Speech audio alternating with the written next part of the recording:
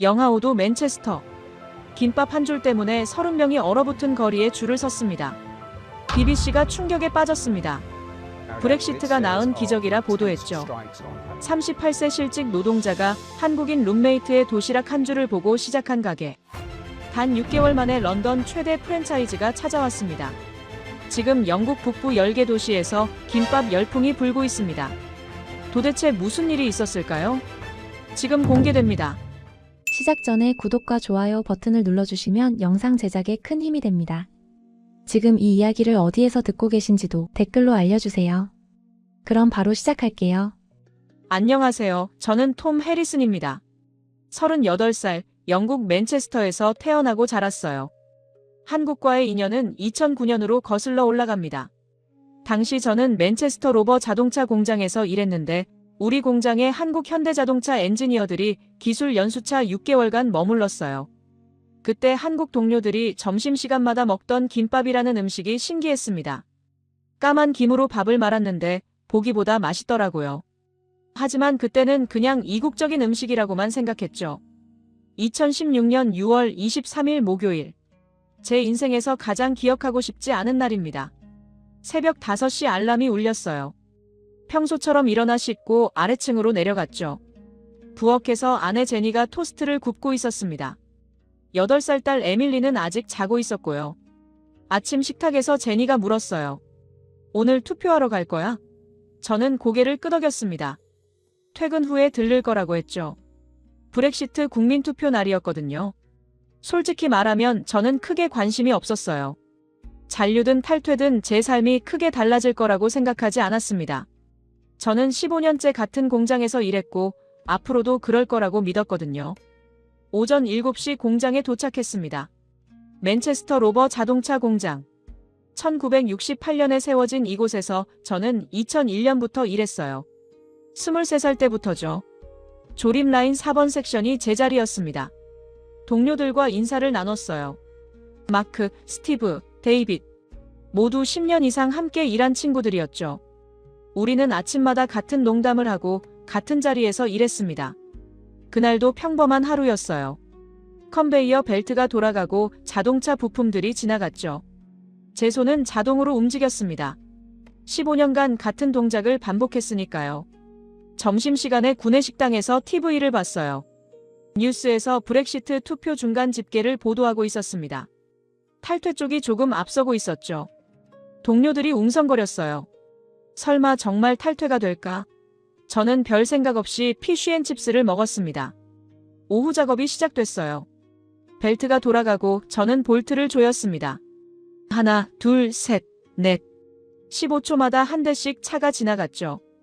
익숙한 리듬이었어요. 오후 5시 퇴근 벨이 울렸습니다.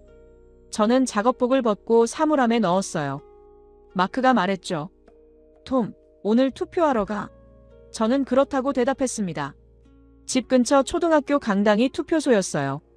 줄이 꽤 길었습니다. 30분쯤 기다려서 투표를 했죠. 이유 잔류에 표를 던졌어요. 특별한 이유는 없었습니다. 그냥 지금 상태가 나쁘지 않다고 생각했거든요.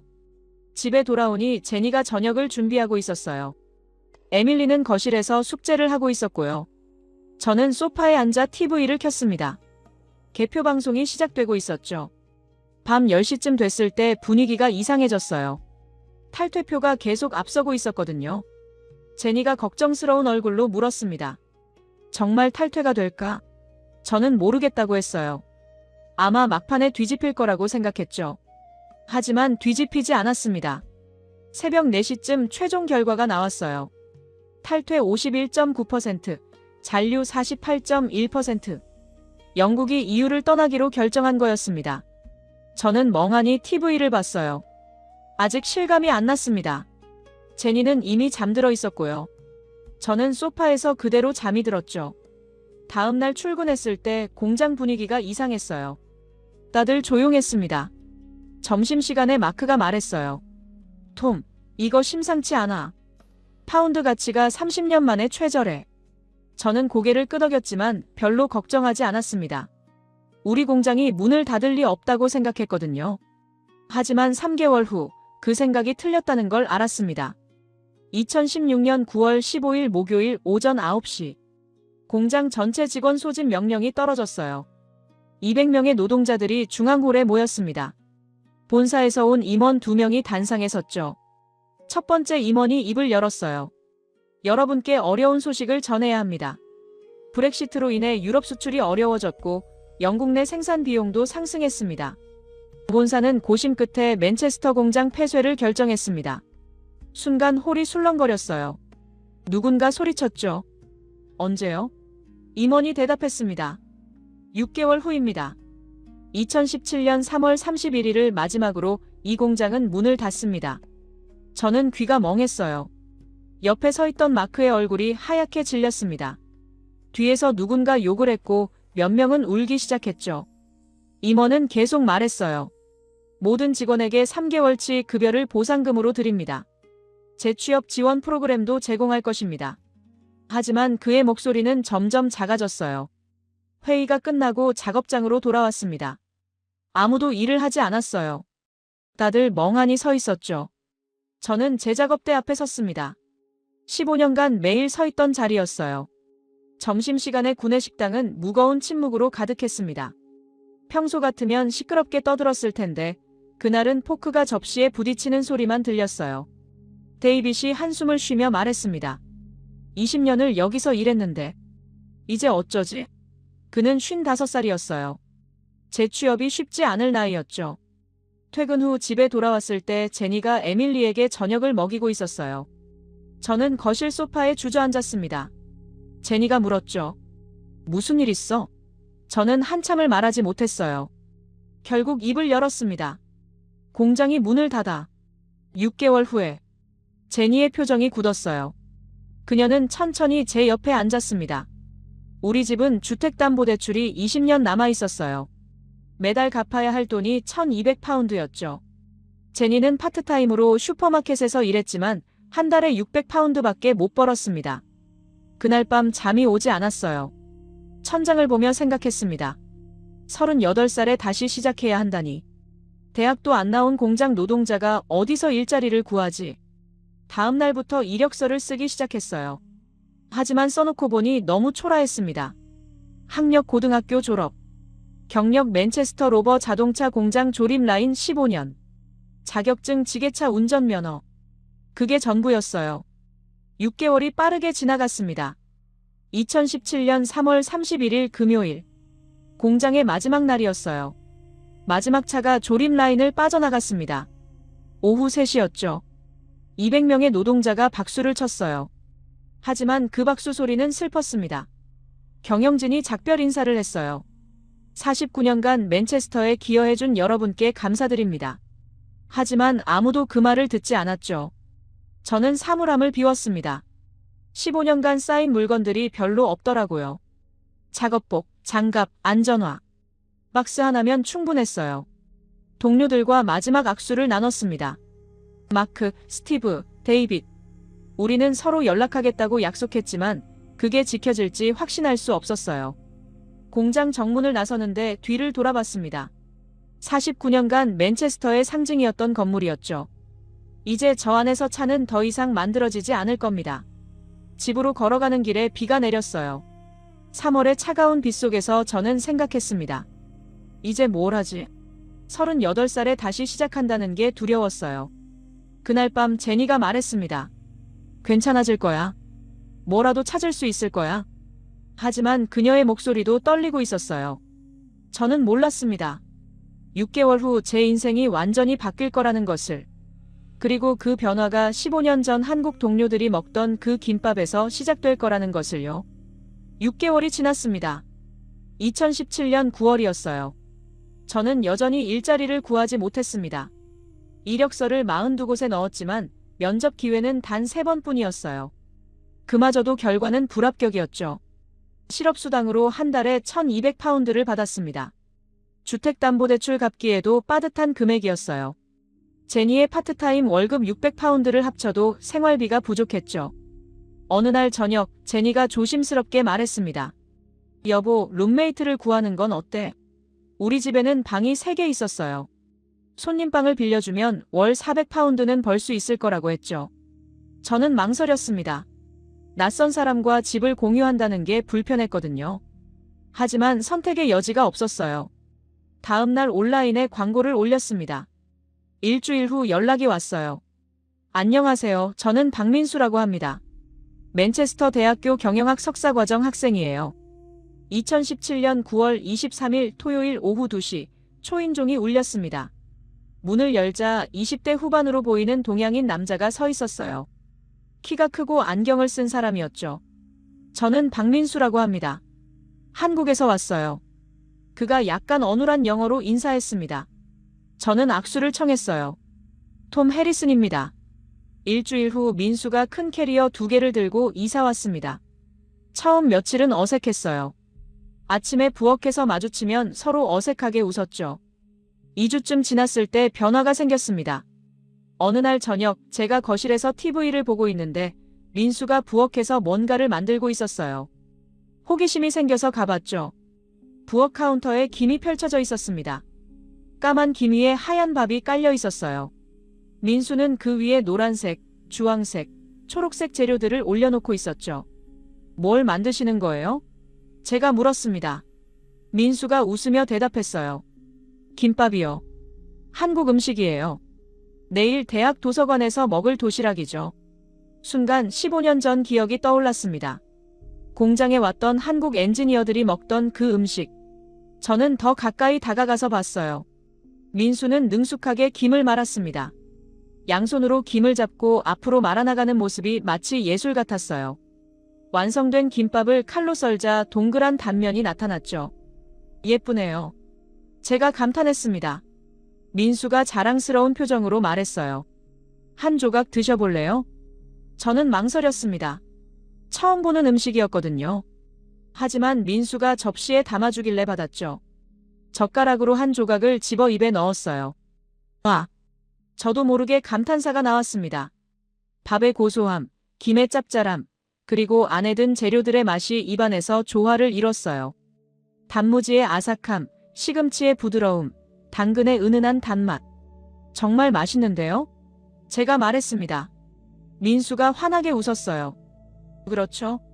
한국 사람들은 이걸 자주 먹어요. 간편하고 영양도 좋거든요. 얼마나 드는데요? 재료비요. 저는 호기심이 생겼습니다. 민수가 계산하더니 대답했어요. 한 줄에 1파운드 50 정도요. 재료 사면 집에서 만들 수 있어요. 저는 놀랐습니다. 제가 매일 점심으로 사 먹는 샌드위치는 5파운드였거든요. 그것도 빵, 햄, 치즈가 전부였죠. 그날 이후 민수는 일주일에 2~3번씩 김밥을 만들었어요.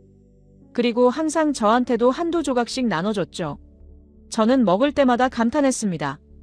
2주 후 제니도 김밥을 맛봤어요.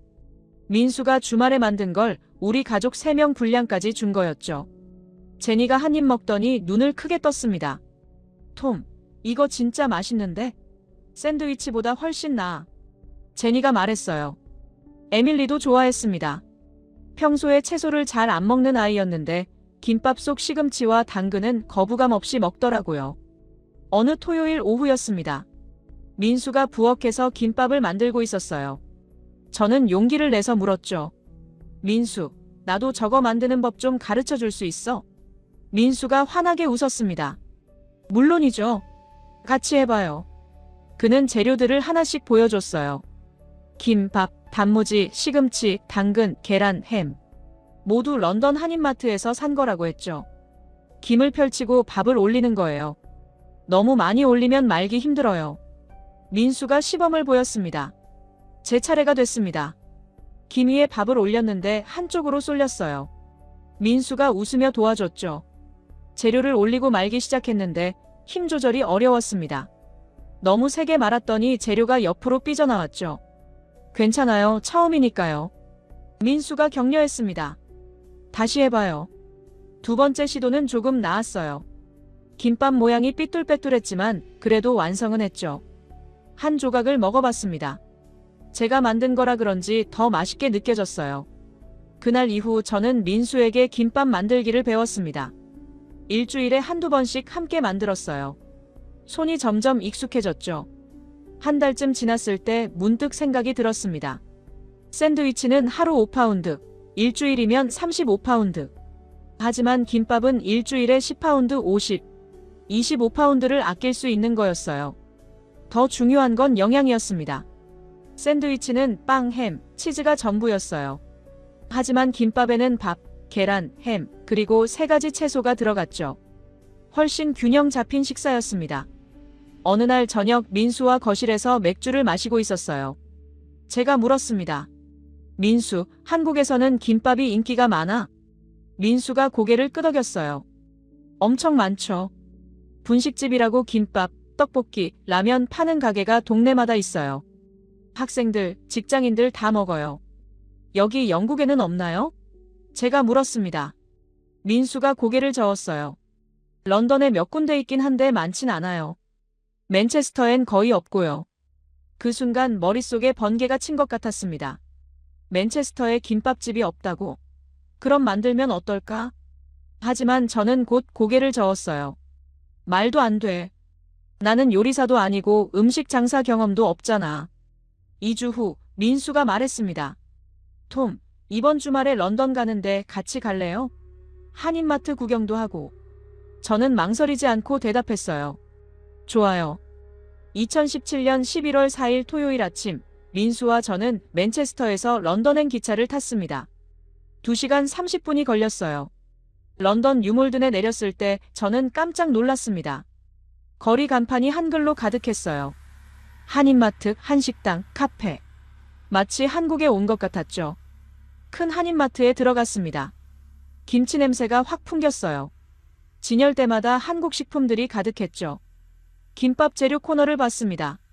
김 한 팩 2파운드, 단무지 한 병 3파운드. 정말 저렴했어요. 마트 한쪽에는 김밥 천국이라는 식당이 있었습니다. 민수가 말했어요. 여기서 김밥 먹고 갈까요? 작은 식당이었지만 손님이 꽤 많았어요. 한국 사람뿐 아니라 영국 사람들도 보였죠. 메뉴판을 봤습니다. 참치김밥 3파운드, 불고기김밥 3파운드 50. 참치김밥을 주문했습니다. 한 입 베어 물었을 때 확신했어요. 민수가 집에서 만들어준 것보다 더 맛있었죠. 주변을 둘러봤습니다. 한 테이블에는 영국인 대학생 4명이 앉아 김밥을 먹고 있었어요. 다른 테이블에는 중년 영국인 부부도 보였죠. 모두 만족스러운 표정이었습니다. 저는 민수에게 물었어요. 여기 장사 잘 되나 봐요? 민수가 고개를 끄덕였습니다. 네, 항상 사람 많아요. 주말엔 줄도 서요. 그 순간 저는 확신했습니다. 이거다. 맨체스터에도 이런 게 필요해. 런던에서 돌아오는 기차 안에서 저는 계속 생각했어요. 김밥집. 맨체스터. 어떻게 시작하지? 자본이 문제였습니다. 작은 가게라도 임대료, 인테리어, 장비 구입비가 필요했어요. 최소 2만 파운드는 있어야 할 것 같았죠. 하지만 제 통장엔 3천 파운드밖에 없었습니다. 그날 밤 저는 노트북을 켜고 검색을 시작했습니다. 새벽 2시까지 자료를 찾아봤어요. 정부 창업 지원금을 받을 수 있었습니다. 실업자 대상으로 최대 1만 파운드까지. 제 저축 3천 파운드를 합치면 1만 3천 파운드. 작은 가게 하나는 시작할 수 있는 금액이었어요. 하지만 여전히 두려웠습니다. 만약 실패하면? 남은 돈마저 다 날리면? 다음 날 아침, 에밀리가 학교 가기 전에 물었어요. 아빠, 새 직장 구했어? 저는 고개를 저었습니다. 아직이야. 에밀리가 말했어요. 내 친구 아빠는 피자 가게 해. 맨날 피자 공짜로 먹는데. 그 순간 무언가가 제 가슴을 쳤습니다. 딸아이에게 떳떳한 아빠가 되고 싶었어요. 저는 결심했습니다. 해보자. 실패하더라도 도전은 해보자. 2017년 11월이었습니다. 저는 결심했지만 막막했어요. 김밥 만드는 법은 민수에게 배웠습니다. 하지만 장사는 완전히 다른 문제였죠. 메뉴 구성, 가게 운영, 손님 응대. 아무것도 몰랐어요. 민수에게 물었습니다. 한국에서는 김밥집을 어떻게 운영해? 민수가 말했어요. 분식집은 보통 김밥, 떡볶이, 라면을 같이 팔아요. 빠르게 만들 수 있고 가격도 저렴하죠. 저는 메모했습니다. 김밥, 떡볶이, 라면. 하지만 떡볶이와 라면은 만들어 본 적이 없었어요. 민수가 제안했습니다. 톰, 제 어머니가 한국에서 20년 동안 분식집 하셨어요. 크리스마스 때 한국 가는데 어머니께 배워보는 게 어때요? 저는 눈이 커졌습니다. 한국요? 민수가 고개를 끄덕였어요. 2주 정도 있으면 기본은 다 배울 수 있을 거예요. 그날 밤 제니에게 말했습니다. 여보, 나 한국 가려고. 김밥 장사 제대로 배우려고. 제니가 놀란 표정이었어요. 한국? 비행기 표 값은? 저는 계산했죠. 왕복 항공권이 600파운드였습니다. 저축의 5분의 1이었어요. 제니는 한참 생각하더니 말했습니다. 가봐. 제대로 배우고 와. 중도 반단하는 것보다 나아. 2017년 12월 20일, 저는 생애 처음으로 맨체스터 공항을 떠났습니다. 민수와 함께 인천행 비행기에 올랐어요. 12시간 비행이었죠. 인천공항에 도착했을 때 저는 압도당했습니다. 공항이 엄청나게 컸어요. 모든 안내판이 한글로 쓰여 있었죠. 민수가 저를 이끌었습니다. 민수 어머니가 공항에 나와 계셨어요. 50대 중반으로 보이는 단정한 분이었죠. 저를 보시더니 환하게 웃으셨습니다. 어서 오세요, 톰. 민수한테 많이 들었어요. 한국어였지만 민수가 통역해줬어요. 차를 타고 서울로 향했습니다. 창밖으로 보이는 풍경이 신기했어요. 높은 아파트들, 네온사인, 빠르게 달리는 차들. 맨체스터와는 완전히 달랐죠. 민수 어머니는 서울 강남구의 작은 분식집을 운영하고 계셨습니다. 가게 이름은 엄마 분식이었어요. 다음 날 아침 5시, 민수 어머니가 저를 깨웠습니다. 톰, 일어나요. 가게 가야죠. 가게에 도착하니 아직 어두웠어요. 민수 어머니는 불을 켜고 재료 준비를 시작하셨죠. 저는 옆에서 지켜봤습니다. 먼저 밥을 지으셨어요. 큰 솥에 쌀 3kg를 넣고 물을 부으셨죠. 밥이 다 되면 큰 그릇에 퍼서 참기름과 소금을 넣고 섞으셨습니다. 재료를 손질하셨어요. 당근을 채 썰고 시금치를 데치고 계란을 부쳐서 잘랐죠. 모든 동작이 빠르고 정확했습니다. 오전 7시 첫 손님이 왔습니다. 학교 가는 고등학생이었어요. 김밥 한 줄 주세요. 민수 어머니는 3분 만에 김밥을 말아 포장해 주셨죠. 오전 내내 손님이 끊이지 않았습니다. 직장인, 학생, 주부들이 계속 들어왔어요.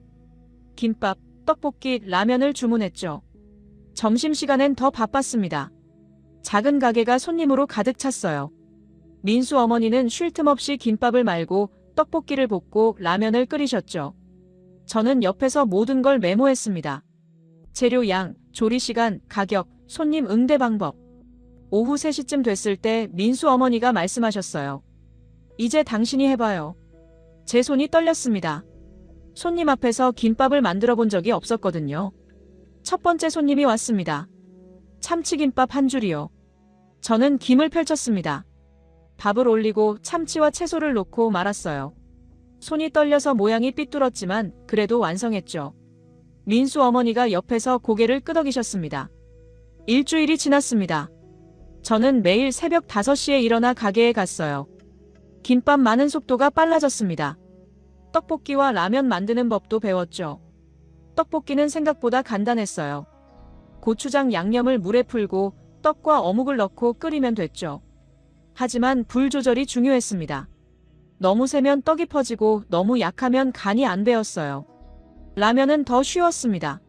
하지만 민수 어머니는 특별한 비법이 있었어요. 계란을 반숙으로 넣고 파와 김을 많이 올리는 거였죠. 그러면 일반 라면보다 훨씬 맛있어 보였습니다. 2주째 되는 날 민수 어머니가 말씀하셨어요. 톰, 이제 혼자서도 할 수 있어요. 중요한 건 재료예요. 신선한 재료를 쓰고 정성껏 만들면 손님이 알아봐요. 마지막 날 민수 어머니가 저에게 노트 한 권을 주셨습니다. 한국어와 영어로 빼곡하게 쓰여 있었어요. 레시피, 재료 양, 조리 시간, 모든 게 정리되어 있었죠. 이거 가져가요. 그리고 맨체스터에서 성공하세요. 민수 어머니가 웃으시며 말씀하셨습니다. 2018년 1월 3일, 저는 맨체스터로 돌아왔습니다. 가방에는 민수 어머니가 주신 노트와 한국에서 사온 고추장, 참기름이 들어있었어요. 집에 도착하자 제니와 에밀리가 반겼습니다. 어땠어? 제니가 물었어요. 저는 웃으며 대답했습니다. 이제 시작할 수 있어. 다음 날부터 저는 본격적으로 준비했습니다. 먼저 정부 창업 지원금을 신청했어요. 사업 계획서를 썼죠. 한국식 분식 전문점, 주 메뉴는 김밥, 떡볶이, 라면. 2주 후 승인 통보가 왔습니다. 1만 파운드 지원 확정. 저는 제 저축 3천 파운드를 합쳐 총 1만 3천 파운드를 마련했어요. 이제 가게를 찾아야 했습니다. 맨체스터 시내를 돌아다니며 임대 매물을 봤어요.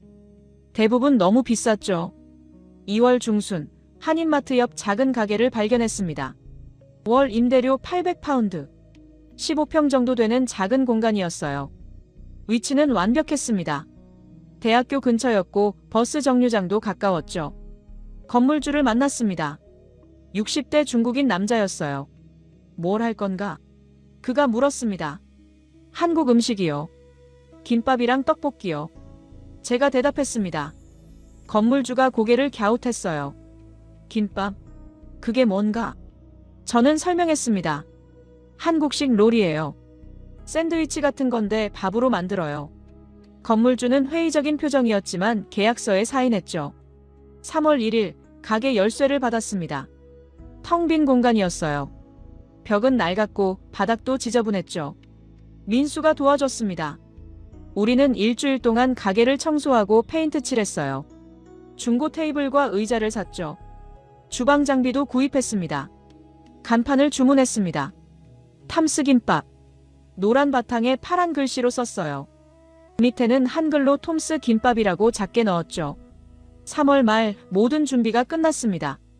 통장엔 500파운드만 남아 있었어요. 이제 정말 시작이었습니다. 오픈일을 4월 2일로 정했습니다. 그 전날 밤 잠이 오지 않았어요. 제니가 제 손을 잡았습니다. 괜찮을 거야. 당신은 잘할 수 있어. 저는 고개를 끄덕였습니다. 하지만 솔직히 자신이 없었어요. 38살 전직 공장 노동자가 한국 음식을 판다고? 맨체스터 사람들이 김밥을 사 먹을까? 하지만 이미 돌이킬 수 없었습니다.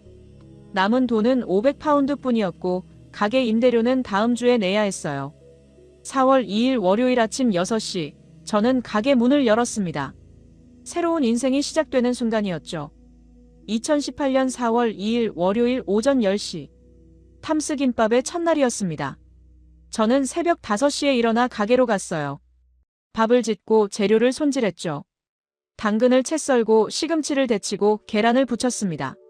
민수 어머니가 가르쳐준 대로 정확히 따랐어요. 김밥을 미리 10줄 만들어뒀습니다. 참치김밥, 치즈김밥, 햄김밥. 진열장에 예쁘게 놓았죠. 가격표도 붙였습니다. 한 줄에 3파운드. 떡볶이도 준비했어요. 빨간 양념이 보글보글 끓고 있었죠. 라면 재료도 옆에 놓아뒀습니다. 문을 열었습니다. 간판에 OPEN 사인을 켰어요. 제 심장이 쿵쿵 뛰었습니다. 1시간이 지났습니다. 아무도 오지 않았어요. 2시간이 지났습니다. 지나가는 사람들이 간판을 보고 고개를 갸웃거렸지만 들어오지 않았죠.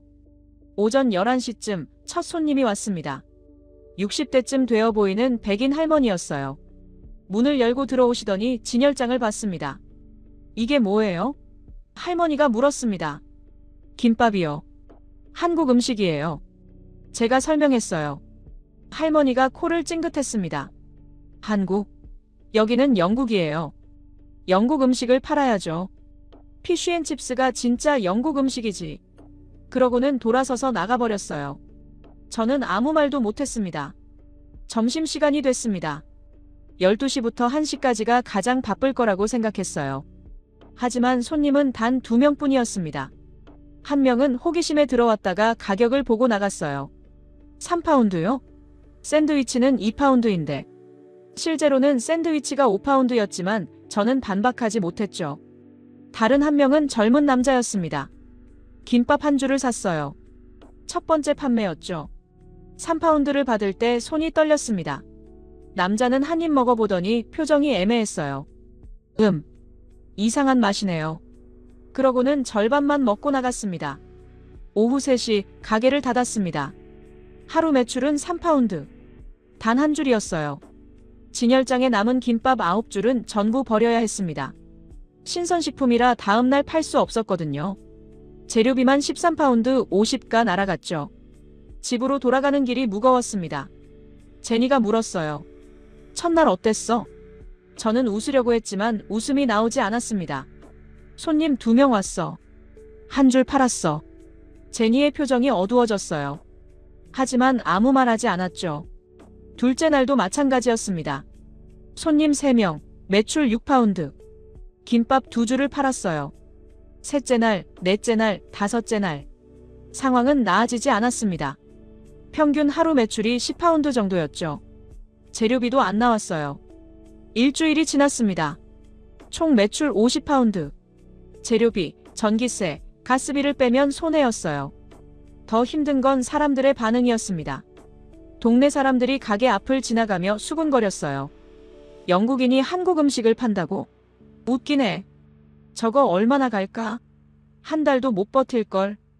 옆 가게 피자집 사장이 찾아왔습니다. 40대 백인 남자였어요. 인사도 없이 물었죠. 여기서 뭐 파는 거예요? 김밥이요. 한국 음식이에요. 제가 대답했습니다. 그가 비웃었어요. 한국 음식? 여기 맨체스터예요. 사람들은 피자나 버거 먹지, 그런 이상한 거 안 먹어요. 저는 아무 말도 못했습니다. 피자집 사장이 덧붙였어요. 한 달 안에 문 닫을 거예요. 장담하죠. 그날 밤 저는 통장을 확인했습니다. 잔액 200파운드. 다음 주 임대료 800파운드를 낼 수 없었어요. 제니에게 말했습니다. 여보, 미안해. 내가 잘못 생각한 것 같아. 제니가 제 손을 잡았어요. 아직 2주밖에 안 됐잖아. 조금만 더 해봐. 하지만 현실은 냉혹했습니다. 사람들은 김밥이 뭔지 몰랐어요. 설명해도 이해하지 못했죠. 한국 음식에 대한 선입견도 컸습니다. 3주째 민수가 가게에 왔습니다. 톰, 괜찮아요? 저는 고개를 끄덕였지만 목소리에 힘이 없었어요. 민수가 제안했습니다. 제 대학 친구들한테 알려볼게요. 유학생들이 많거든요. 다음 날 민수가 한국인 유학생 5명을 데려왔어요. 그들은 김밥을 보자 눈이 반짝였습니다. 와, 여기 김밥집 생겼어? 진짜? 한 학생이 소리쳤죠. 김밥을 사 먹고는 모두 만족해했어요. 맛있어요. 한국에서 먹던 것 같아요. 그날 매출이 30파운드로 올랐습니다. 하지만 문제는 유학생들만 왔다는 거였어요. 영국 사람들은 여전히 외면했죠. 4주째, 더 심각한 문제가 생겼습니다. 한인마트 주인이 전화했어요. 톰, 미안하지만 외상값 좀 갚아야 해요. 저는 재료를 외상으로 받고 있었습니다. 일주일에 한 번씩 정산하기로 했었죠. 하지만 매출이 없으니 갚을 수가 없었어요. 밀린 금액이 400파운드였습니다. 한인마트 주인이 말했어요. 이번 주까지 안 갚으면 더 이상 외상 못 해줘요. 저는 통장을 봤습니다. 잔액 150파운드. 임대료도 못 냈는데 재료비를 어떻게 갚죠? 그날 밤 저는 제니에게 말했습니다. 여보, 이제 그만둬야 할 것 같아. 제니가 눈물을 글썽였어요. 정말? 저는 고개를 끄덕였죠. 돈이 없어. 더 이상 버틸 수가 없어. 에밀리가 방에서 나왔습니다. 아빠, 왜 울어요? 딸아이의 목소리에 제 눈에서도 눈물이 났어요. 저는 실패했습니다. 김밥 장사는 착각이었어요. 맨체스터 사람들은 한국 음식을 원하지 않았죠. 다음 날 아침 가게 문을 열었습니다. 마지막이 될지도 모른다는 생각이 들었어요. 오전 10시쯤 한 무리의 사람들이 가게 앞에 섰습니다. 젊은 사람들이었어요. 20명쯤 됐죠. 문을 열고 들어왔습니다. 맨 앞에 있던 여자가 말했어요. BBC 맨체스터 지역 다큐팀이에요. 브렉시트 이후 실업자들의 재기도전을 촬영하고 있어요. 여기 사장님이 톰 해리슨 씨 맞나요? 저는 멍하니 고개를 끄덕였습니다. 네, 맞습니다. 여자가 웃었어요. 취재 좀 해도 될까요? 정말 흥미로운 이야기예요. 영국인이 한국 음식으로 재기에 도전한다는 게. 그 순간 제 인생이 다시 바뀌기 시작했습니다. BBC 팀은 3시간 동안 촬영했습니다. 카메라가 가게 구석구석을 담았어요. 노란 간판, 작은 테이블, 진열장 속 김밥들. 제가 김밥 만드는 모습도 촬영했죠. PD인 레이첼이 질문했습니다. 왜 하필 한국 음식이었나요? 저는 솔직하게 대답했어요. 브렉시트로 공장이 문을 닫았습니다. 15년 일했는데 하루아침에 실직했죠. 한국인 룸메이트가 만들어준 김밥을 먹고 깨달았어요. 이게 샌드위치보다 싸고 맛있고 건강하다는 걸요. 레이첼이 고개를 끄덕였어요. 주변 반응은 어땠나요? 저는 쓴웃음을 지었습니다. 한 달 동안 하루 평균 10파운드 벌었어요. 사람들은 한국 음식을 이상하게 봤죠. 영국인이 왜 동양 음식을 파냐고 했어요. 카메라 앞에서 김밥을 만들었습니다. 김을 펼치고 밥을 올리고 재료를 놓고 말았어요. 손이 떨렸지만 최선을 다했죠. 저는 카메라를 보며 말했습니다. 영국 샌드위치는 빵, 햄, 치즈뿐입니다. 하지만 김밥은 밥, 계란, 햄, 그리고 3가지 채소가 들어가요.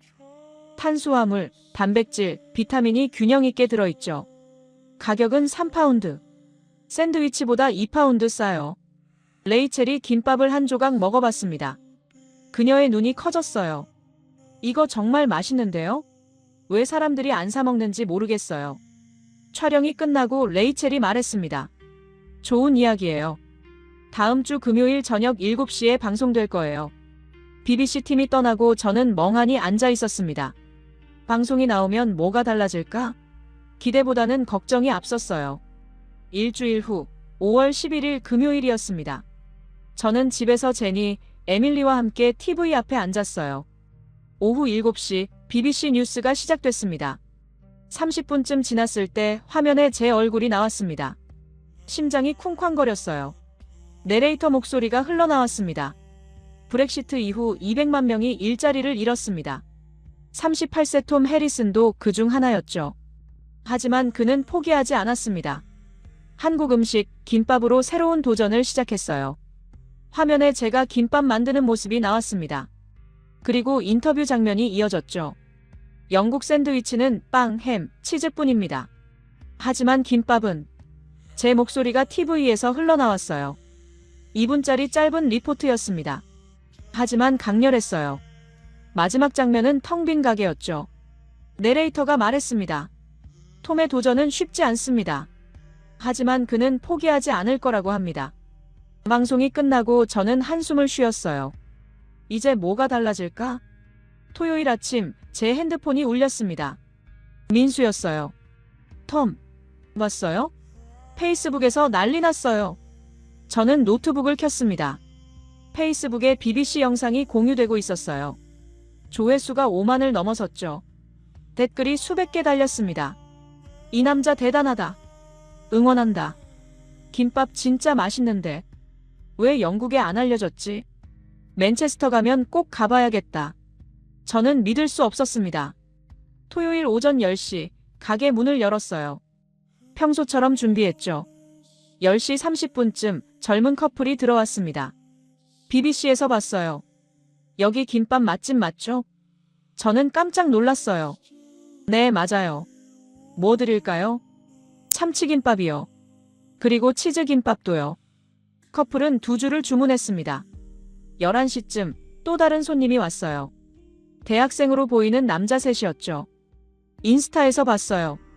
여기 영국인이 한국 음식 파는 곳 맞죠? 점심시간이 되자 놀라운 일이 벌어졌습니다. 가게 문 앞에 줄이 생긴 거예요. 10명쯤 서 있었죠. 저는 정신없이 김밥을 만들기 시작했어요. 1줄, 2줄, 3줄. 손님들이 계속 들어왔습니다. 오후 1시쯤 민수가 달려왔어요. 톰, 도와줄게요. 민수는 주방으로 들어와 김밥을 말기 시작했습니다. 저는 포장하고 계산했죠. 2명이서도 바쁠 정도였어요. 오후 2시 재료가 떨어지기 시작했습니다. 김이 먼저 바닥났어요. 손님들한테 사과했습니다. 죄송합니다. 오늘 재료가 다 떨어졌어요. 손님들이 실망한 표정을 지었어요. 내일은 있어요? 네, 내일 오시면 됩니다. 오후 3시 조기 마감했습니다. 하루 매출을 계산했어요. 450파운드. 김밥 150줄을 팔았습니다. 저는 믿을 수 없었습니다. 한 달 동안 고생했는데 하루 만에 15배가 뛴 거예요. 제니에게 전화했습니다. 여보, 오늘 대박 났어. 450파운드 벌었어. 전화 너머로 제니의 울음소리가 들렸어요. 정말? 정말이야? 일요일은 더 미쳤어요. 문 열기 전부터 20명이 기다리고 있었습니다. 오전 10시 오픈과 동시에 손님이 몰려들었죠. 저와 민수는 쉴 틈 없이 김밥을 말았어요. 점심시간엔 줄이 가게 밖까지 이어졌습니다. 30명 넘게 기다리고 있었어요. 재료를 전날보다 2배로 준비했는데도 오후 2시에 다 떨어졌습니다. 매출 800파운드, 김밥 260줄. 손이 아플 정도로 말았어요. 민수도 지쳐 보였죠. 하지만 우리는 웃고 있었습니다. 월요일 아침 가게 앞에 또 줄이 서 있었어요. 평일인데도 20명이 기다리고 있었죠. 한 주일이 지났습니다. 매일 비슷한 상황이 반복됐어요. 아침부터 저녁까지 손님이 끊이지 않았죠. 일주일 매출을 계산했습니다.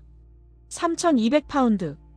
한 달 전에는 일주일에 50파운드였는데요. 저는 한인마트 주인에게 전화했어요. 밀린 돈 갚으러 갈게요. 그리고 앞으로 현금으로 살게요. 한인마트에 도착하니 주인이 놀란 표정이었습니다. 톰, 방송 봤어. 대단해. 400파운드를 갚고 이번 주 재료를 800파운드어치 샀습니다. 건물주한테도 연락했어요. 밀린 임대료 갚으러 갈게요. 건물주는 전화 너머로 웃었습니다. 나도 방송 봤네. 자네 대단해. 2주째 맨체스터 이브닝 뉴스에 기사가 났습니다. 브렉시트 실업자, 김밥으로 재기 성공. 기사에는 제 사진과 가게 사진이 실렸어요. 인터뷰 내용도 있었죠. 그날부터 더 많은 사람들이 왔습니다. 기사를 보고 온 중년 부부들도 있었어요. 3주째 SNS에서 탐스김밥이 화제가 됐습니다. 인스타그램에 탐스김밥 해시태그가 500개 넘게 달렸어요. 젊은이들이 가게에서 김밥 사진을 찍어 올렸죠. 예쁜 단면 사진들이 SNS를 가득 채웠습니다. 한 달이 지났습니다. 월 매출이 12,000파운드를 넘어섰어요. 한 달 전에는 200파운드였는데요. 저는 민수에게 말했습니다. 민수, 너 없었으면 불가능했어. 정말 고마워. 민수가 웃었어요. 아니에요. 톰이 포기하지 않았으니까 가능한 거예요. 어느 날 저녁 맨체스터 대학교 학생회에서 연락이 왔습니다. 강연 좀 해주실 수 있나요? 학생들이 듣고 싶어 해요. 저는 놀랐어요. 제가요? 뭘 말하죠? 당신의 이야기요. 실패하고 다시 일어선 이야기. 학생회 담당자가 말했습니다. 일주일 후 저는 150명의 학생 앞에 섰습니다. 떨렸지만 솔직하게 말했어요. 저는 15년 동안 공장에서 일했습니다. 브렉시트로 실직했죠. 6개월 동안 일자리를 못 구했어요. 절망했습니다. 하지만 포기하지 않았어요. 한국인 룸메이트가 만들어준 김밥 한 줄이 제 인생을 바꿨습니다. 학생들이 박수를 쳤어요. 강연 후 한 학생이 다가왔습니다. 저도 창업하고 싶었는데 용기가 안 났어요. 근데 오늘 강연 듣고 해볼 수 있을 것 같아요. 저는 그 학생 어깨를 두드렸습니다. 할 수 있어요. 시도해보세요. 집으로 돌아가는 길에 문득 깨달았습니다. 3개월 전 저는 실패한 실업자였어요. 하지만 지금은 누군가에게 용기를 주는 사람이 됐죠. 그날 밤 제니에게 말했습니다. 여보, 믿어줘서 고마워. 제니가 웃었어요. 나는 당신을 믿었어. 당신이 포기하지 않을 거라는 걸 알았어. 에밀리가 방에서 나왔습니다. 아빠, 오늘 학교에서 친구들이 그랬어. 내 아빠 TV 나온 거 봤다고. 완전 멋있대. 딸아이의 자랑스러운 표정을 보는 순간 눈물이 날 뻔했습니다. 저는 해냈어요. 38살에 새로운 인생을 시작했고 성공했죠. 하지만 이건 시작일 뿐이었습니다. 더 큰 기회가 제게 다가오고 있었어요. 2018년 6월이었습니다. 탐스김밥은 맨체스터의 명물이 됐어요. 매일 아침 문을 열면 이미 줄이 서 있었습니다. 점심시간에는 대기 시간이 30분을 넘었죠. SNS에는 매일 새로운 리뷰가 올라왔어요. 저는 민수와 함께 새벽부터 밤까지 일했습니다. 하루에 300줄 넘게 김밥을 말았어요. 손목이 아팠지만 행복했죠. 월 매출은 15,000파운드까지 올랐습니다. 임대료, 재료비, 인건비를 빼고도 순수익이 6,000파운드였어요. 공장에서 일할 때 월급의 2배였죠. 통장에 돈이 쌓이기 시작했습니다. 밀렸던 대출금도 갚았어요. 제니는 더 이상 슈퍼마켓에서 일하지 않아도 됐죠. 어느 날 오후, 낯선 남자가 가게에 들어왔습니다. 40대 초반으로 보이는 동양인 남자였어요. 정장을 입고 있었죠. 톰 해리슨 씨 맞으십니까? 그가 영어로 물었습니다. 네, 맞습니다. 저는 데이빗 박이라고 합니다. 런던에서 왔어요. 그가 명함을 건넸습니다. 명함에는 K스트리트 CEO 데이비드 파크이라고 쓰여 있었죠. K스트리트라는 이름을 들어본 적이 있었어요. 런던에서 가장 유명한 한식 프랜차이즈였죠. 소호와 차이나타운에 7개 지점을 운영하고 있었습니다. 자리에 앉으시죠. 저는 그를 테이블로 안내했어요. 참치김밥 한 줄을 내왔습니다. 데이빗은 한 조각을 먹어보더니 고개를 끄덕였어요. 정통이네요. 어디서 배우셨어요? 한국에서요. 룸메이트 어머니가 20년 동안 분식집 하셨어요. 저는 솔직하게 대답했죠. 데이빗이 웃었습니다. BBC 방송 봤어요. 정말 인상 깊었죠. 영국인이 김밥으로 성공했다니. 그래서 직접 와봤어요. 저는 궁금했습니다. 무슨 일로 오셨어요? 데이빗이 앞으로 몸을 기울였어요. 솔직히 말씀드리죠. K스트리트 맨체스터 지점을 준비하고 있어요. 그런데 맨체스터에는 인맥이 없어요. 현지 사정도 잘 모르고요. 그가 잠시 멈췄다가 말했습니다. 톰, 당신이 필요해요. 저는 고개를 갸웃거렸어요. 저요? 네. 맨체스터 지점장을 맡아주셨으면 합니다. 데이빗이 말했습니다. 저는 놀랐어요. 지점장이요? 데이빗이 설명하기 시작했습니다.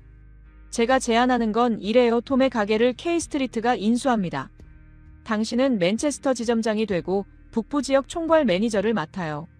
맨체스터뿐 아니라 리버풀, 리즈에도 지점을 낼 계획이에요.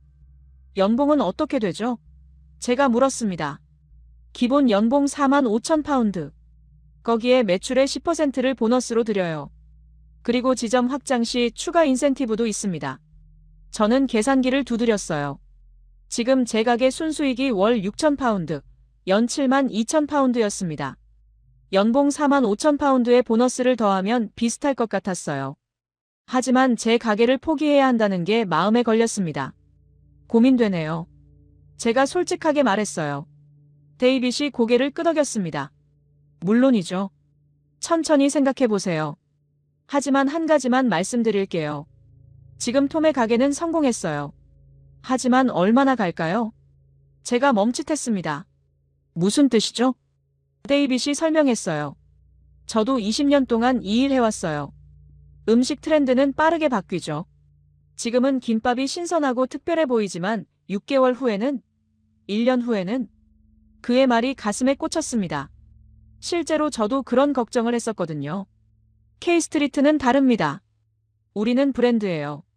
런던에서 3년간 검증됐죠. 메뉴도 계속 개발하고 마케팅도 합니다. 무엇보다 안정적이에요.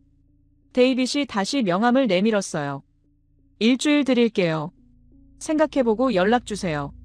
그날 밤 저는 제니와 오래 이야기했습니다. 제니가 물었어요. 당신은 어떻게 하고 싶어? 저는 솔직하게 말했죠. 모르겠어. 내 가게가 있다는 게 자랑스러워. 하지만 데이빗 말도 맞아. 언제까지 이 인기가 갈지 모르겠어. 제니가 제 손을 잡았습니다. 톰, 당신이 원하는 게 뭐야? 작은 가게 주인으로 남고 싶어? 아니면 더 큰 일을 하고 싶어?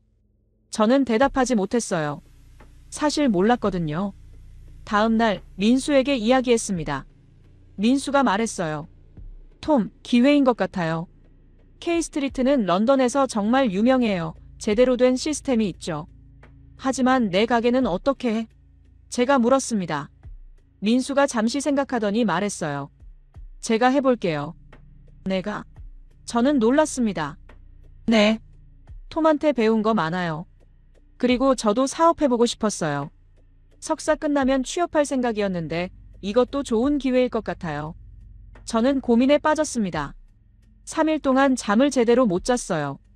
넷째 날 피자집 사장이 가게에 왔습니다. 예전에 한 달 안에 문 닫을 거라고 비웃던 그 사람이었죠. 그가 어색하게 웃으며 말했어요. 톰, 미안해. 예전에 내가 무례했어. 당신 대단해. 저는 괜찮다고 했습니다. 그가 덧붙였어요. 솔직히 부러워. 나는 15년 동안 피자만 팔았는데 당신은 새로운 걸 시작했잖아. 용기가 대단해. 그의 말을 듣는 순간 깨달았습니다. 제가 뭘 원하는지요.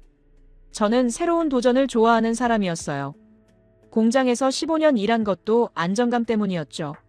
하지만 브렉시트가 그걸 깨뜨렸어요. 김밥 장사를 시작한 것도 도전이었습니다. 그리고 성공했죠. 이제 다음 단계로 가야 했어요. 저는 데이빗에게 전화했습니다. 받아들이겠습니다. 2018년 7월 15일 계약서에 사인했습니다. 탐스 김밥은 K스트리트 맨체스터 1호점이 됐어요. 저는 북부 지역 총괄 매니저가 됐죠. 민수는 제 가게를 그대로 인수했습니다. 민수스 김밥이라는 이름으로 계속 운영하기로 했어요.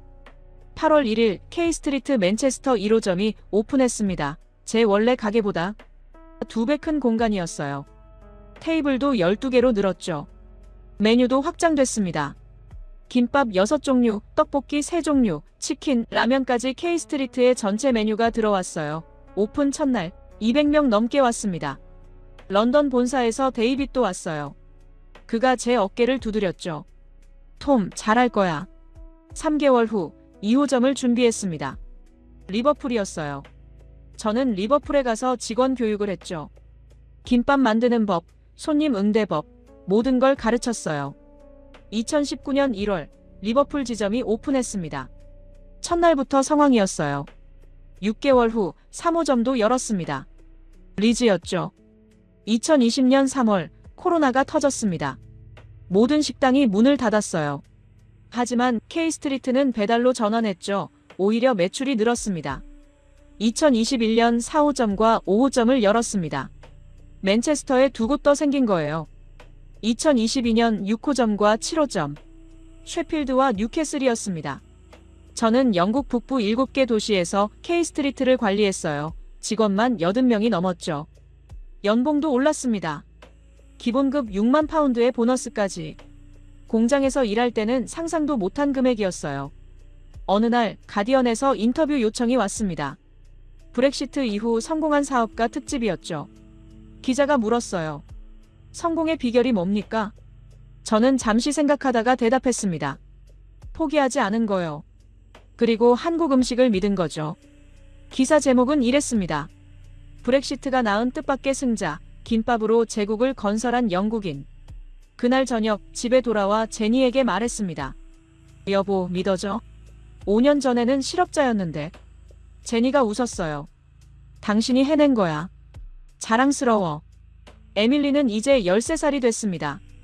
주말이면 가게에 와서 아르바이트를 했어요. 김밥 만드는 법도 배우고 있었죠. 아빠, 나중에 나도 K스트리트 지점장 할 수 있어? 딸이 물었습니다. 저는 웃으며 대답했어요. 물론이지. 내가 하고 싶으면 뭐든 할 수 있어. 2023년 어느 날 데이빗에게서 전화가 왔습니다. 톰, 다음 달에 런던 본사로 와줘. 중요한 미팅이 있어. 런던 본사에 도착했을 때 회의실에 10명쯤 앉아 있었어요. K스트리트 경영진이었죠. 데이빗이 발표를 시작했습니다. 우리는 이제 유럽으로 확장할 계획입니다. 첫 번째 도시는 파리예요. 모두가 박수를 쳤습니다. 데이빗이 저를 보며 말했어요. 톰, 당신이 북부 지역을 성공시켰어요. 이제 유럽 확장 프로젝트 책임자를 맡아줬으면 합니다. 저는 가슴이 두근거렸습니다. 파리, 유럽. 5년 전에는 상상도 못한 일이었죠. 그날 밤 제니에게 전화했습니다. 여보, 나 파리 갈 것 같아. 제니가 웃었어요. 또 새로운 도전이네. 당신답어. 저는 창밖을 봤습니다. 런던 야경이 아름다웠어요. 5년 전 저는 맨체스터 공장에서 볼트를 조이던 노동자였습니다. 지금은 유럽 진출을 준비하는 경영자가 됐죠. 김밥 한 줄이 제 인생을 바꿨습니다. 그리고 앞으로도 더 많은 변화가 기다리고 있었어요. 2024년 현재 제 이야기는 계속되고 있습니다. K스트리트 영국 북부 지역은 이제 10개 지점으로 늘었어요. 맨체스터 4곳, 리버풀 2곳, 리즈 2곳, 셰필드와 뉴캐슬 각 1곳씩이었죠. 매달 북부 지역 전체 매출은 평균 18만 파운드를 넘어섰습니다. 직원도 120명으로 늘었어요. 그중 절반은 영국인이었죠. 저는 매주 각 지점을 돌아다니며 직원들을 만났습니다. 새로운 메뉴를 개발하고 서비스를 개선했죠. 가장 자랑스러운 건 옛 동료들이었어요. 공장에서 함께 일했던 마크, 스티브, 데이빗. 그들도 K스트리트에서 일하고 있었습니다. 마크는 리버풀 1호점 주방장이 됐어요. 처음엔 김밥 만들기가 서툴렀지만 지금은 하루 200줄도 만들 수 있었죠. 스티브는 리즈 지점 매니저였습니다. 손님 응대를 정말 잘했어요. 고객 만족도가 가장 높은 지점이었죠. 데이빗은 본사에서 저와 함께 일했습니다. 북부 지역 부매니저였어요. 새로운 지점 오픈을 담당했죠. 어느 날 마크가 말했습니다. 톰, 고마워. 너 덕분에 우리 다시 일할 수 있었어. 저는 고개를 저었어요. 아니야. 우리가 함께 해낸 거야. 2024년 3월 맨체스터 시의회에서 연락이 왔습니다. 비즈너스 오브 더 이어 후보에 선정됐다는 거예요. 시상식이 4월에 열렸습니다. 맨체스터 타운홀에서였어요. 300명 넘는 사업가들이 모였죠. 제니와 에밀리가 함께 갔습니다. 에밀리는 이제 16살이 됐어요. 주말마다 K스트리트에서 일하며 용돈을 벌고 있었죠. 시장이 무대에 올라 발표했습니다. 올해의 사업가상은 K스트리트 북부 지역을 이끌고 있는 톰 해리슨 씨에게 돌아갑니다. 박수 소리가 터졌어요. 저는 무대로 걸어 올라갔습니다. 트로피를 받는 순간 눈물이 날 뻔했죠. 마이크 앞에 섰습니다. 6년 전 저는 실업자였습니다. 브렉시트로 일자리를 잃었죠. 절망했어요. 하지만 포기하지 않았습니다. 저는 잠시 멈췄다가 말을 이었습니다. 한국인 룸메이트가 만들어준 김밥 한 줄이 제 인생을 바꿨어요. 지금 이 자리에 설 수 있게 해줬죠. 그리고 120명의 직원들에게 일자리를 만들 수 있었습니다. 박수가 다시 터졌습니다. 저는 제니와 에밀리를 봤어요. 두 사람 모두 눈물을 흘리고 있었죠. 5월 파이낸셜 타임스에서 인터뷰 요청이 왔습니다. 영국 음식 산업 특집이었어요. 기자가 물었습니다. 한국 음식이 영국에서 성공한 이유가 뭐라고 보십니까? 저는 생각을 정리한 후 대답했어요. 3가지예요. 첫째, 건강해요. 채소가 많이 들어가고 기름지지 않죠. 둘째, 가격이 합리적이에요. 샌드위치보다 싸면서 영양은 더 좋아요. 셋째, 맛있어요. 한번 먹어본 사람은 다시 찾아요. 기자가 또 물었습니다. 앞으로의 계획은요? 유럽 진출이요. 올해 안에 파리 1호점을 열 계획이에요. 그 다음은 베를린, 암스테르담. 5년 안에 유럽 주요 도시 10곳에 진출하는 게 목표입니다. 기사가 나간 후 반응이 뜨거웠어요. BBC에서 다큐멘터리 제작을 제안했죠. 김밥이 영국 노동자를 구했다는 제목이었습니다. 촬영이 6월부터 시작됐습니다.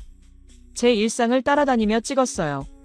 새벽에 지점을 돌아보고 직원들을 교육하고 새 메뉴를 개발하는 모습들이요. 옛 공장 동료들도 인터뷰했습니다. 마크가 카메라 앞에서 말했어요. 톰이 없었으면 저는 아직도 실업자였을 거예요. 그가 우리한테 새로운 기회를 줬어요. 민수도 인터뷰했습니다. 그는 여전히 민수스 김밥을 운영하고 있었어요. 톰은 제 인생의 은인이에요. 룸메이트로 만났지만 이제는 제일 친한 친구죠. 민수 어머니도 한국에서 영상통화로 인터뷰했습니다. 톰이 한국에 와서 2주 동안 정말 열심히 배웠어요. 외국 사람이 우리 음식을 이렇게 사랑해준다는 게 고마워요. 다큐멘터리는 9월에 방영됐습니다. 1시간짜리였어요. 시청자가 200만 명을 넘어섰죠. 방송 후 전국에서 연락이 쏟아졌습니다. K스트리트 프랜차이즈 문의, 강연 요청, 인터뷰 제안. 하루에 50통 넘는 전화가 왔어요. 10월 옥스퍼드 대학교에서 강연 초청이 왔습니다. 경영학과 특강이었죠. 200명의 학생 앞에 섰을 때 떨렸습니다. 저는 대학도 안 나왔는데 옥스퍼드에서 강연을 하다니요. 하지만 솔직하게 말했어요. 저는 고졸입니다. 15년 동안 공장에서 일했어요. 학벌도 없고 경영학을 배운 적도 없어요. 학생들이 집중해서 듣고 있었습니다. 저는 계속 말했죠. 하지만 저는 배웠어요. 실패해서요. 한 달 동안 하루 10파운드 벌 때 배웠습니다. 사람들이 비웃을 때도 포기하지 않았어요. 그게 제가 배운 경영학이에요. 강연이 끝나고 한 학생이 다가왔습니다. 저는 경영학 석사 과정인데요. 오늘 강연이 지금까지 들은 수업 중 가장 좋았어요. 11월 런던 본사에서 회의가 있었습니다. 파리 진출 최종 계획이었어요. 데이빗이 발표했습니다. 2025년 3월 파리 1호점 오픈 목표예요. 위치는 샹젤리제 거리. 톰이 오픈 준비를 총괄할 겁니다. 회의가 끝나고 데이빗이 저를 따로 불렀어요. 톰, 당신이 파리에 6개월 정도 가 있어야 할 것 같아. 괜찮아? 저는 고개를 끄덕였습니다. 물론이죠. 하지만 제니랑 상의해야 해요. 그날 밤 제니에게 말했습니다. 여보, 내가 파리에 6개월 가야 할 것 같아. 제니는 잠시 생각하더니 웃었어요. 같이 가면 안 돼? 에밀리도 프랑스어 배우고 싶어 하잖아. 저는 놀랐습니다. 진심이야? 응. 당신이 새로운 도전을 할 때마다 우리도 함께 하고 싶어. 제니가 말했죠. 12월 크리스마스였습니다. 우리 가족은 맨체스터 1호점에서 직원들과 함께 파티를 했어요. 120명의 직원들이 모였습니다. 음식도 준비하고 선물도 나눴죠. 저는 모두 앞에서 말했습니다. 올해도 고생 많았어요. 내년엔 더 큰 도전이 기다리고 있어요. 파리 진출이죠. 함께 해줘서 고마워요. 직원들이 박수를 쳤어요. 마크가 소리쳤습니다. 톰, 우리가 있잖아. 파티가 끝나고 민수와 둘이 남았습니다. 맥주를 마시며 이야기했어요. 민수야, 고마워. 내가 없었으면 불가능했어. 제가 말했습니다. 민수가 웃었어요. 저야말로요. 톰 덕분에 제 가게도 생기고 사업도 배웠어요. 우리는 잔을 부딪혔습니다. 6년 전 룸메이트로 만났던 두 사람. 이제는 평생 친구가 됐죠. 집으로 돌아가는 길에 옛 공장 앞을 지나갔습니다. 건물은 여전히 비어 있었어요. 폐쇄된 지 6년이 지났죠. 차를 세우고 잠시 건물을 바라봤습니다. 저곳에서 15년을 일했어요. 매일 같은 자리에 서서 볼트를 조였죠. 그때의 저는 상상도 못했을 겁니다. 6년 후 제가 10개 지점을 관리하고 파리 진출을 준비하고 옥스퍼드에서 강연을 하게 될 거라는 걸요. 브렉시트가 제게서 일자리를 빼앗았습니다. 하지만 동시에 새로운 기회를 줬어요. 만약 공장이 문을 닫지 않았다면 저는 아직도 그곳에서 일하고 있었을 겁니다. 제니가 옆에서 말했어요. 뭐 생각해? 저는 웃으며 대답했습니다. 인생은 정말 알 수 없다는 거. 가장 힘든 순간이 가장 큰 기회가 될 수 있다는 거. 우리는 집으로 향했습니다. 에밀리가 기다리고 있을 거예요. 2025년 1월, 새해가 밝았습니다. 저는 파리행 티켓을 예매했어요. 3월 1일 출발이었죠. 새로운 도전이 시작되려 하고 있었습니다. 하지만 두렵지 않았어요. 6년 전 김밥 한 줄로 시작해서 여기까지 왔으니까요. 영국인이 만드는 한국 김밥. 처음엔 누구도 믿지 않았어요. 하지만 지금은 맨체스터의 명물이 됐죠. 그리고 곧 파리에서도, 베를린에서도, 암스테르담에서도 사람들이 제가 만든 김밥을 먹게 될 겁니다. 38살 실업자에서 시작해 44살의 유럽 진출을 준비하는 경영자가 됐습니다. 이 모든 게 김밥 한 줄에서 시작됐어요. 그리고 포기하지 않은 선택에서요. 2025년 3월, 지금 이 순간입니다. 저는 파리행 비행기를 타기 전 맨체스터 1호점에 들렀어요. 이곳이 모든 것의 시작이었죠. 새벽 5시 주방에서 직원들이 김밥을 준비하고 있었습니다. 그들의 손놀림을 보며 7년 전이 떠올랐어요. 민수가 부엌에서 김밥을 만들던 모습, 제가 서툴게 따라 하던 모습, 첫 손님이 왔을 때의 떨림. 마크가 다가왔습니다. 톰, 파리 잘 다녀와. 우리가 여기 지킬게. 고마워, 마크. 믿어. 저는 그의 어깨를 두드렸어요. 오전 8시, 공항으로 향했습니다. 제니와 에밀리가 함께였죠. 새로운 도전이 우리를 기다리고 있었어요. 공항 라운지에서 민수가 전화했습니다. 톰, 파이팅! 파리도 대박 낼 거야. 고마워, 민수야. 내 덕분이야. 진짜로. 탑승 게이트로 걸어가며 생각했습니다. 7년 전 저는 실직한 공장 노동자였어요. 미래가 보이지 않았죠. 하지만 포기하지 않았습니다. 한국 음식을 믿었고 도전했어요. 사람들은 비웃었습니다. 영국인이 한국 음식? 한 달도 못 갈 거라고 했죠. 하지만 지금은 다릅니다. K스트리트 북부 지역 10개 지점, 직원 120명, 연 매출 200만 파운드. 그리고 유럽 진출. BBC는 제게 물었어요. 성공의 비결이 뭐냐고. 저는 대답했죠. 김밥이 아니라 사람이라고요. 민수가 가르쳐줬고, 제니가 믿어줬고, 직원들이 함께 해줬어요. 그리고 한국이 있었습니다. 김밥, 떡볶이, 한식. 이 음식들이 없었다면 저는 여전히 일자리를 찾고 있었을 겁니다. 비행기에 올랐습니다. 창밖으로 맨체스터가 보였어요. 7년을 보낸 도시, 제2의 인생을 시작한 곳. 제니가 제 손을 잡았습니다. 파리에서도 잘할 거야. 에밀리가 웃으며 말했어요. 아빠, 나도 나중에 파리 지점 운영할래. 저는 두 사람을 보며 웃었습니다. 물론이지. 비행기가 이륙했어요. 파리로 새로운 도전으로. 7년 전 민수가 만들어준 김밥 한 줄. 그게 제 인생을 바꿨습니다. 38살 실직자가 44살 사업가가 됐죠. 영국 북부 10개 도시에 K스트리트가 있고 이제 유럽으로 나갑니다. 사람들은 저를 영국 북부의 김밥 왕이라고 불러요. 하지만 저는 그냥 톰 해리슨입니다. 브렉시트로 일자리를 잃었지만 포기하지 않은 평범한 사람이에요. 그리고 한국 음식이 제게 기회를 줬습니다. 김밥이 영국 노동자를 구했어요. 감사합니다. 한국. 감사합니다. 민수야. 감사합니다. 김밥. 이건 끝이 아닙니다. 시작일 뿐이에요. 여러분, 오늘의 이야기는 여기까지입니다. 구독과 좋아요로 응원해주시면 더 감동적인 이야기로 찾아뵙겠습니다.